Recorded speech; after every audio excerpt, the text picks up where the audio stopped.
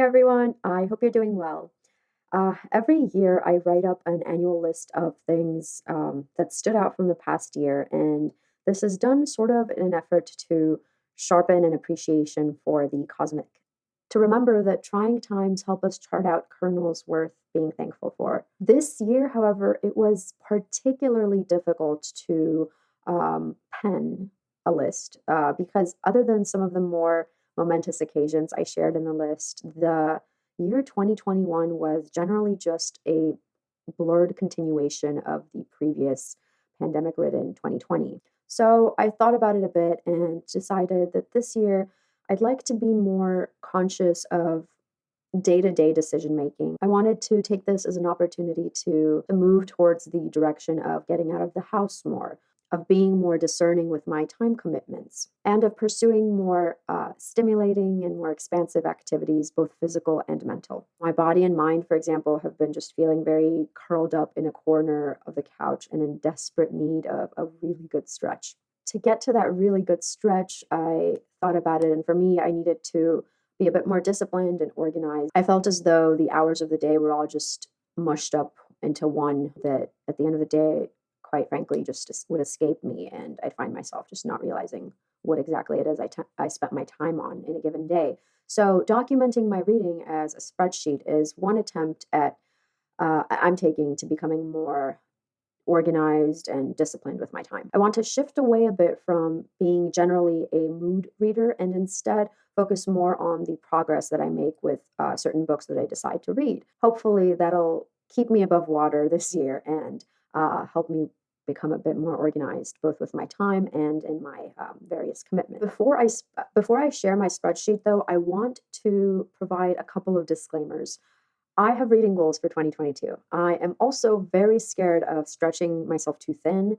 At the same time, though, I also still feel compelled to pile onto my reading list for the year. And this is set against the backdrop of all the ambitiously long listed and lofty reading challenges that I've been seeing pop up everywhere on social media. They seem to be literary versions of New Year's resolutions. And I won't get into whether or not we think Goodreads reading challenges, for instance, are helpful. Maybe they are, maybe they aren't. I frankly have no idea if Goodreads reading challenges would be something helpful for me. I have always stayed clear of doing them because I just never saw the need to flaunt the number of books read in a given year. It was always more about quality of books read, for me at least. But I would love to know your thoughts. All it's given me so far, anytime I see it pop up on social media, has been just this pressure to read more. And I would love to know if there is a way to somehow turn that kind of pressure from defeatist to motivating.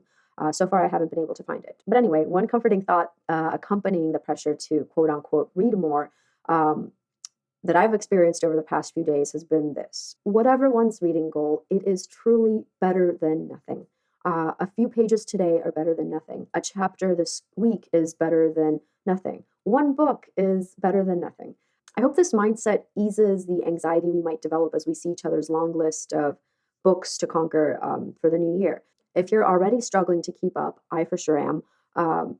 These personal observations might make for a better reading experience. One observation being that, or I suppose directive that I've given myself has been read better, not more, because we come back to the time-tested idea that quality is indeed better than quantity. I would be way more impressed if if someone were to share with me their reading experience of one book, how it moved them beyond what they could have imagined, how it challenged them or shaped them or their worldviews, than I would be if someone were to tell me that they conquered 75 books in a given year and just left it at that. So I'd like to adopt that approach for this new year to help myself minimize the fuss that I've been having over the number of books read. Another observation I've made is that reading in uninterrupted blocks of time is a game changer. It helps with focus. It also helps tackle way more pages in a given sitting, obviously, than it would be if you're just all over the place and feeling stressed out.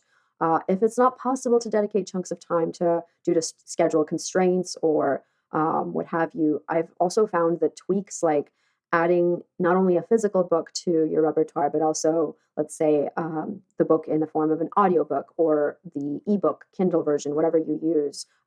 These are really good reinforcement troop. By that, I mean jumping from book to audio to laptop or Kindle version These little tweaks help shake off reading stress and also manage tasks. Maybe you're washing the dishes, and having an audiobook playing in your ear not only helps with the meditative aspect of washing dishes, but also helps you achieve the goal that you may have had for the number of pages read in a given day. That helps, as does honestly at the end of the day patience with ourselves, and perhaps not comparing ourselves to one another. The looming lists of books to read that are certainly out there, ready to stress people out. I really, really want to emphasize that it is so good to read, to be a reader. And if there's any way I could make it more enjoyable and enriching for you, then please, my ears are open and attentive. Please let me know how, and I'd be happy to do that. So with that said, I am going to go ahead and share the lay of the land, my terrain of books that I am currently exploring and reading this month. It's done in an effort to possibly be an inspiring springboard for some of your own reads. In the description box below, I'll share the reading spreadsheet that I have for this year. I am regularly updating it with my own progress reports for myself, but I'll also make that available in case it's of interest to anyone. For each of these, I'll also create separate reviews, of course, and if you have any favorites that you see on the list that you'd like to learn about first, let me know in the comments. But so far, I have a few books that I'm tackling this month. A couple of them I've already finished. The first one, it carried itself from the previous year. It's an audiobook biography that I'm reading on Audible, and it's called American Prometheus, The Triumph and Tragedy of J. Robert Oppenheimer. My desire to read this book stems from my obsession with Chris Nolan and my admiration of Cillian Murphy as an actor. When I found out that this director-actor duo will be working on a new project together, I was elated. In anticipation of the film, I decided to do some research of my own on Oppenheimer's life and what that period of history was like. In the past, I had explored this area of history by way of my political science courses that I took as an undergrad and graduate student, but I really wanted to dig into the lives of these leaders, these movers and shakers of history. I recently finished the book and would wholeheartedly recommend it for those who are fans of history and enjoy biographies. There's not necessarily a depth of science there, so for science readers or for people who wanted more of a technical background on what was going on in the nuclear age, this might not be a book for you. All in all, my elevator pitch for the book would be as such. As the first full-scale biography of the father of the atomic bomb, the book depicts how Oppenheimer managed to capture the sun for his country. In the process, ended up falling victim to anti-communist propaganda. The story of his trajectory recounts what it meant to confront the consequences of scientific progress and success. In its focus on mid-century America and the history of World War II and the nuclear era and Cold War, the biography begins to beckon questions like, what is scientific progress? Do we find science easily tainted by politics? Also, who doesn't want to read about the man who quoted the Bhagavad Gita, in which Vishnu, upon persuading a prince to do his duty, in that attempt utters, "Now I am become death, the destroyer of worlds." So, like I said, all in all, a very great read. It was very smooth, very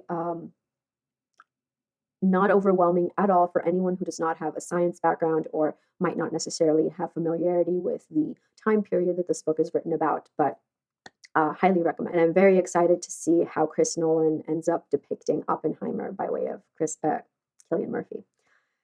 Another biography that I've come to enjoy as I'm currently reading, it's an autobiography by Andre Agassi.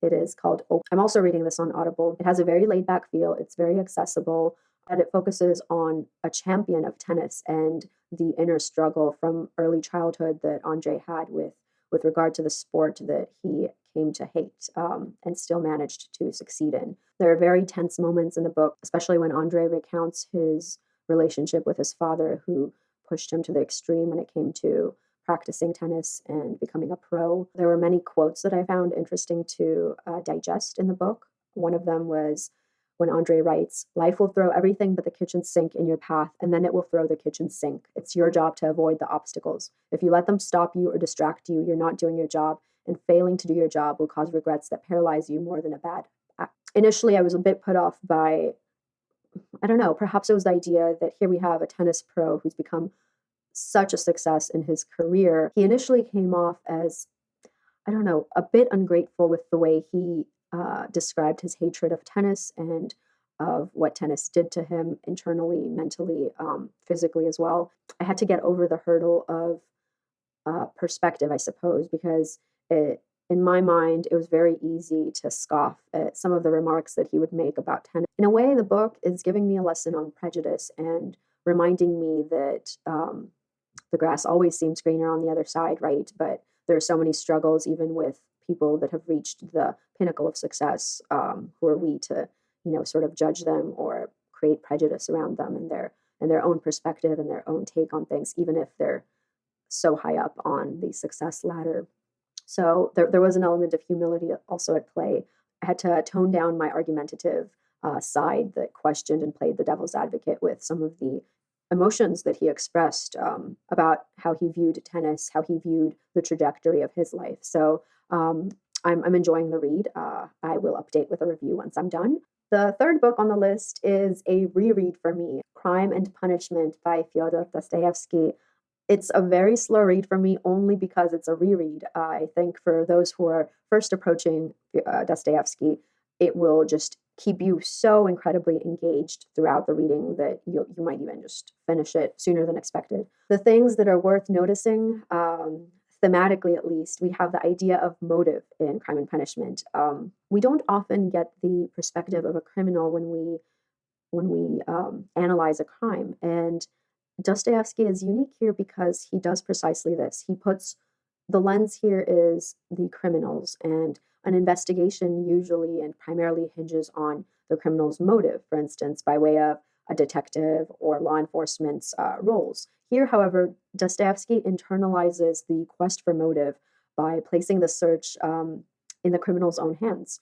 It's the main character, Raskolnikov himself, who is on the quest to understand why he acted the way he did.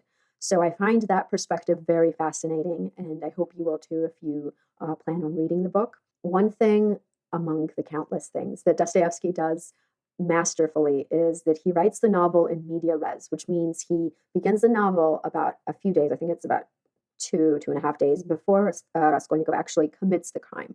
So we have the character's internal thoughts to reckon with. We are privy to his own internal process, and these things act as our own clues from the very beginning. And they help to orient or disorient us when we try to figure out, much like Raskolnikov himself, why he committed a crime. The central question around which these clues become more and more illuminated and attenuated would be, for example, does Raskolnikov act out of altruism or humanitarian motives, or does he act out of a selfish desire to test his own willpower? Much of the clues that Dostoevsky lays out in the beginning would have us think that Raskolnikov is reacting to the social and psychological or realistic turmoil around him and the poverty and the dejection that he sees around him. The degradation of St. Petersburg at the time, the dejected faces of drunks and prostitutes that we are privy to by way of Raskolnikov's own eyes. These all for now seem to indicate that Raskolnikov is lashing out against people's situational misery. But there are also moments that make us question what exactly Dostoevsky is trying to convey through this character. So as the book evolves, as the character evolves, we become more and more privy to the idea that perhaps it's not simply the situational misery that Raskolnikov is lashing out against. It could be something a few layers deeper within himself. Dostoevsky also, in such a talented way, depicts mirror images when it comes to characters. So Dostoevsky employs the technique of pitting seemingly polar opposites against each other and holding up a mirror to opposing ideas.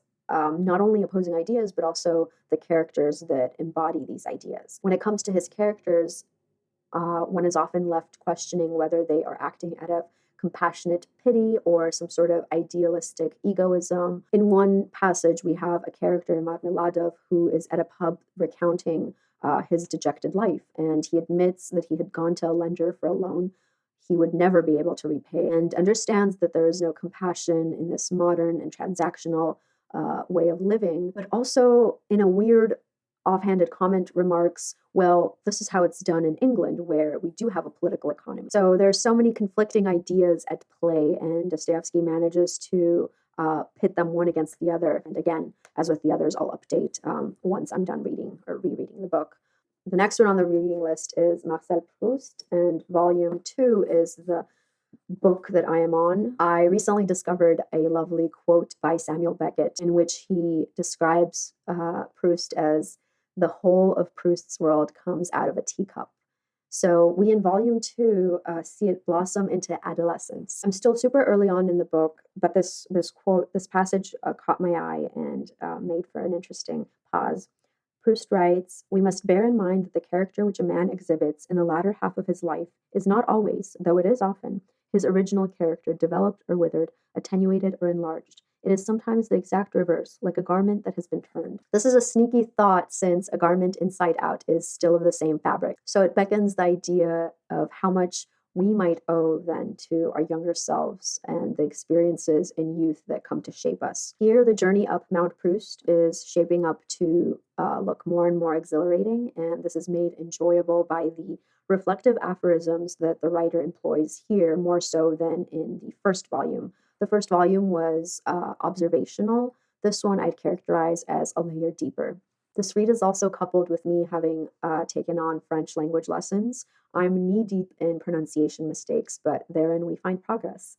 I've come to notice that an interesting comparison between English and French is that in English, one tends to gloss over various vowels and consonants, whereas in French, you can't necessarily short-circuit things and you have to emphasize the letters that you see. That's a good lesson for me, as I tend to be a bit lazy when it comes to pronunciation. Anyway, on to the next one. Oh, by the way, with Proust, this is an excellent companion read, supplementary read. Alain de Botton's How Proust Can Change Your Life. There's also an excellent book, Paintings in Proust, which is a lovely visual companion to reading Proust. It discusses and explores much of the paintings that Proust employs in his writing throughout the volumes. Next on the list is Leo Tolstoy's War and Peace, an excellent book, albeit very long and long-winded. The main theme that I'm exploring nowadays with Tolstoy is the question, how does one find fulfillment in the midst of rupture, in the midst of chaos? And it's a very relevant read in terms of that with regard to everything that's been going on with us these past couple of years globally. Tolstoy invites us to find opportunities which let us tap into an admiration of the external world. These types of doors often remain closed and shut when things are smooth sailing, but as soon as there's rocking on the boat in one's internal or external life, there comes a time where some of the observations that you can have about the world around you become a lot more nuanced and almost high definition, if one can describe it that way. For example, we have here in this book a young Nikolai Rostov, who is he's an aristocrat with a gambling addiction. One night, having left around 40,000 or so rubles on the gambling table, he is ashamed of himself and doesn't know what to do, perhaps even contemplates putting a bullet through his head and just ending it all, his misery. But instead of doing so, he at home encounters the singing of his sister, Natasha.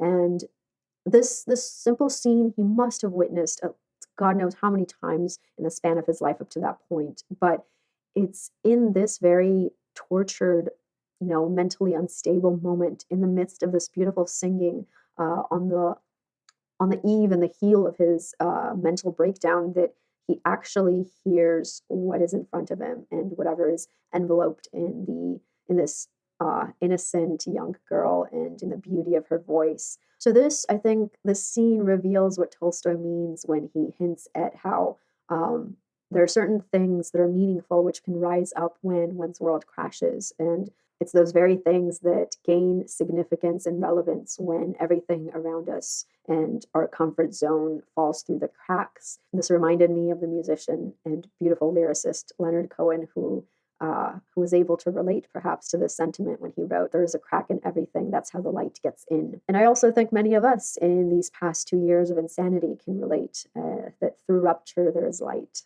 Another book that I have that I'm trying to tackle this month, hopefully, is a Kindle book by Francis Fukuyama with the title The Origins of the Political Order.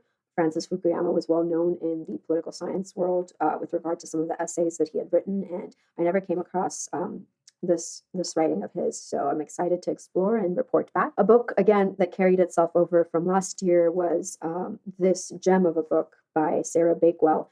It's called At the Existentialist Cafe. I'm both happy that I was able to read it and finish it, but I'm also yearning for more of her writing because she has such a talent when it comes to clearing the fog from philosophy's more complex and nuanced ideas. In this book, we find ourselves at the table with the likes of Jean-Paul Sartre, Albert Camus, Simone de Beauvoir. Other philosophers also make an appearance as we dissect phenomenology and what it means, how it came about, and how it evolved, and perhaps morphed with ideas that are closer in line with existentialism. This book also helped clear out some of the antagonism that I always found myself observing when it came to Sartre and Camus and their relationship as writers, whereas Sartre focused on the idea that experiences that we happen to have already come almost preordained with a certain meaning, which then, if it becomes obscured, um, ends up being a sign of something pathologically wrong. For example,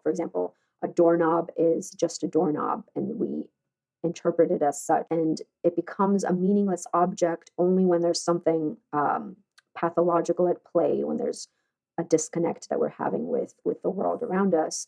Whereas Camus would see, most of the objects around us as by default meaningless, and I'm still not quite certain who might agree with. Um, Instinctively, though, I have a soft spot for Camus and always will, I think. Still definitely swooning and gathering my thoughts on a final review of this wonderful book. She has titles like The Dancing Philosopher and uh, Occupation, Liberation, I Don't Want to Eat My Manuscripts, To Crunch Flowering Almonds, The Magician from Esquich. Wonderful, wonderful writing here. There's a section where she writes, freedom may prove to be the great puzzle for the early 21st century. Science books and magazines bombard us with the news that we are out of control, that we amount to a mass of irrational but statistically predictable responses, veiled by the mere illusion of a conscious governing mind. Reading such accounts, one gets the impression that we actually take pleasure in this idea of ourselves as out of control mechanical dupes of our own biology and environment. We claim to find it disturbing, but we might actually be taking a kind of reassurance from it, for such ideas let us off the hook. They save us from the existential anxiety that comes with considering ourselves free agents who are responsible for what we do. Sartre would call that bad faith. Moreover, research suggests that those who have been encouraged to think that they are unfree are inclined to behave less ethically, again suggesting that we take it as an alibi. Lovely book, lovely, lovely. If you have read it or are planning to, please connect with me. Here, an all-time favorite, of course, again by Dostoevsky, Brothers Karamazov. I am on book 10, getting to the part of dissecting my favorite character of the brothers, Ivan. So I'll leave that for next time. And with that said, I hope you have a lovely day ahead of you, and that this year has thus far shaped up to whatever you need it to be. My ears are open and attentive for discussion, so please connect by way of comments or emailing me or whichever way. I would really appreciate a like or a comment, and if you can, please subscribe. With that said, I'll see you next time. Bye.